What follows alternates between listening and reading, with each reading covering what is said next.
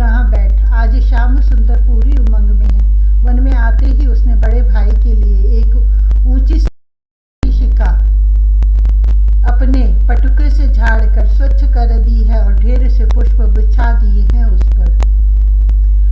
क्या तूने सजाया है इसे? तू बैठ। दाऊ को अब पता लगा कि इतनी देर से उसका छोटा भाई इस शिला को उसके लिए सजाने में जुटा था। बाबा ने कह दिया है कि राजा तू है, अब बैठ तू। कन्हाई ने दाऊ का हाथ पकड़ा। कल दिन भर दोनों भाइयों में यही विवाद रहा कि ब्रज का राजा कौन है। श्याम सुंदर का पक्ष था कि राजा दाऊ है और दाऊ कहता था कि राजा कन्हाई है। यद्यपि गोप कुमार कृष्णचंद्र के पक्ष में थे, फिर भी दाऊ कहाँ किसी की बात मानता है।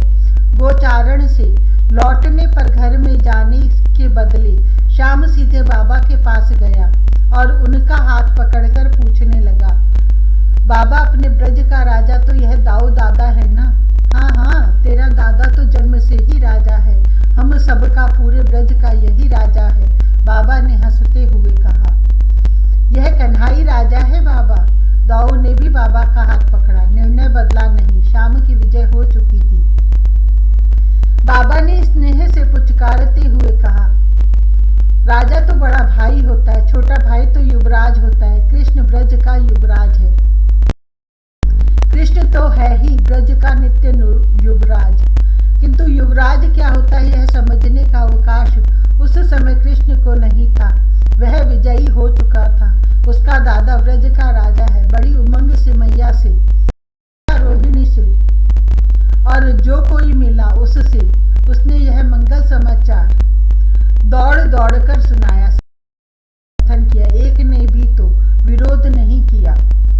आज अब कल सायंकाल की अपनी विजय को सार्थक करने में श्याम जुट गया है। उसने अपने ब्रज के राजा के लिए शिला पर सिंहासन सजाया है और अब दाऊ क्यों उस पर बैठने से मना करता है? अब तो उसे बैठना ही। वह राजा जो है राजा बनना सबसे बड़ी उलझन है। दाऊ क्या करे? बाबा के निर्णय को वह टाल भी देता, पर यह कन्हू ऐसा करने कहाँ देता है। पुष्पों से सज्जित शिलातल का यह सिंहासन, पुष्पित कदम्ब की झुकी लहराती डाल का छत्र, किसी चक्रवर्ती का सिंहासन इससे भव्य होगा। इस सिंहासन पर मस्तक पर मयूर पुच्छ का मुकुट सजाए यह नीलांबरधारी और उसके दाहिनी हाथों में कमल का चवर बनाए खड़ा श्याम सुंदर, सहस्रशः पंक्तिबद्ध बालकों से पूर्ण यह राजसभा। अमरावती के अधीश्वर इस राजसभा के बाहरी द्वार पर ही प्रणिपात कर सकते हैं। प्यास, दादा मुझे प्यास लगी है। मैया वन में चले समय दाऊ को बार बार सचेत करती है कि वह अपने छोटे भाई को यमुना के पास न जाने दे। आज श्याम सुंदर को प्यास लग गई है। यहाँ आसपास कोई झरना भी नहीं दिखता कि वह स्वयं जल पी आए। तू जल पिया? दाऊ के स्वभाव का कुछ ठीक नहीं। कभी तो वह छोटी छोटी बातों पर भी ध्यान रखेगा और कभी कहीं जमकर बैठेगा तो फिर पूरा बाबा जी बन जाएगा। कन्हाई चाहे तो धूम करे, उधर देखेगा ही नहीं। तू चल, नहीं तो मैया मुझसे झगड़ेगी। ये सखा बड़े वैसे हैं, कोई ना कोई मैया से अवश्य कह देगा। ये सब तो झूठे ही दोष लगाया करते हैं। फिर श्याम अकेला जल पीने जाए तो कहेंगे नहीं। वह अकेला नहीं जाएगा। बड़े भाई का हाथ पकड़ लिया उसने। अच्छा चल। दाऊ धीरे से उठा। उसने देख लिया है कि उसके छोटे भाई के पतले पतले लाल लाल होंठ प्यास के कारण कुछ सूखे से जान पड़ते हैं। ना, तू पिला दे। कन्हू भी कम अद्भुत नहीं है। कभी तो वह धूम करता घूमेगा और कभी सीधा बन जाएगा, तो इतना कि दूसरा कोई ढूंढे भी ना मिले। दाऊ ने कमल का एक चिकना कोमल नया पत्ता तोड़कर उसका दोना बना और उसमें जल भरकर कन्हाई को देने लगा। किंतु श्याम अपने हाथ में दोना लेकर जल नहीं पीना चाहता। वह खिसकर दाऊ के पास आ गया है। बड़े भाई के हाथ से ही जल पीना है उसे। कमल का यह नवीन पत्र अभी पूरा हरा नहीं हुआ है। पीलेपन की झलक है इसमें, इसके दोने में भरा स्वच्छ शीतल झिलमिल करता जल। दाऊ अपने खिले पद्म से कर में दोना लिए है और यह झुका है श्याम सुंदर। मयूर पिच्छ दाऊ के कंठ तथा चिबुक को बार बार छू लेता है। पल्लव से अधर लगे हैं दोने में। एक हाथ से दाऊ का एक घुटना पकड़ रखा है इसने, दूसरे हाथ में मुरली का लिए उसे भूमि पर टिकाए है।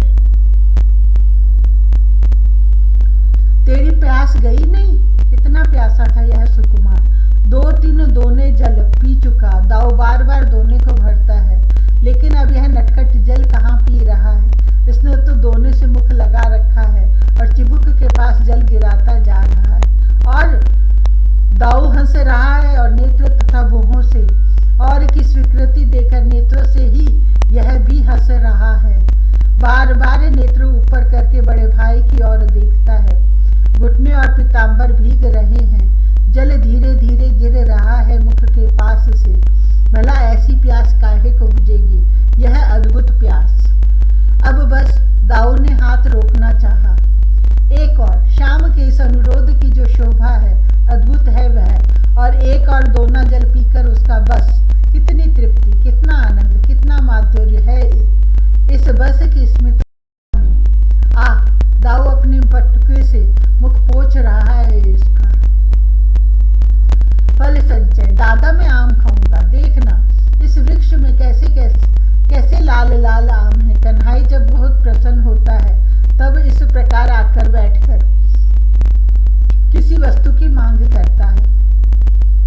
वृक्ष पर चढ़कर आम तोड़ लाना इसके लिए बहुत सीधा काम है। संकेत पाते ही कोई सखा ढेरों फल लाकर सामने रख देगा, और यह सब करने की आवश्यकता क्या है।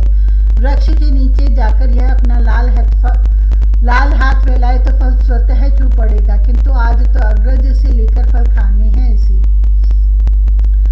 दाऊ सदा कम बोलता है। वह उठ खड़ा हुआ और वृक्ष के पास पहुंच गया है। तुम सब मेरे आम मत लेना।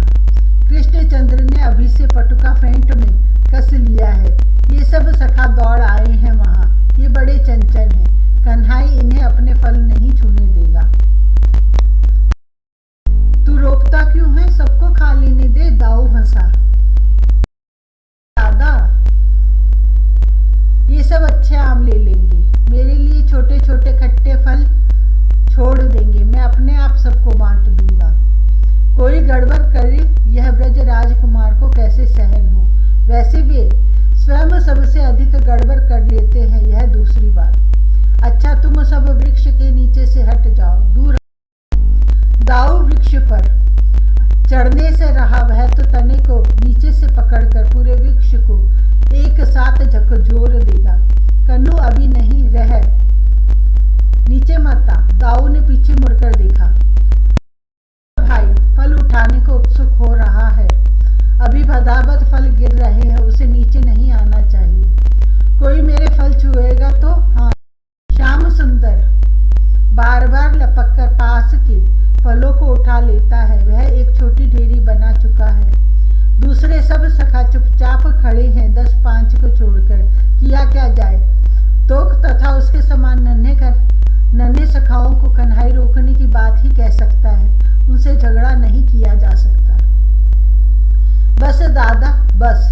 दोनों हाथों से वृक्ष को पकड़कर दाऊ हिला रहा है। लाल पीले सिंदूरी रंग के सुंदर आमों से भूमि पट गई है। फल गिरते ही जा रहे।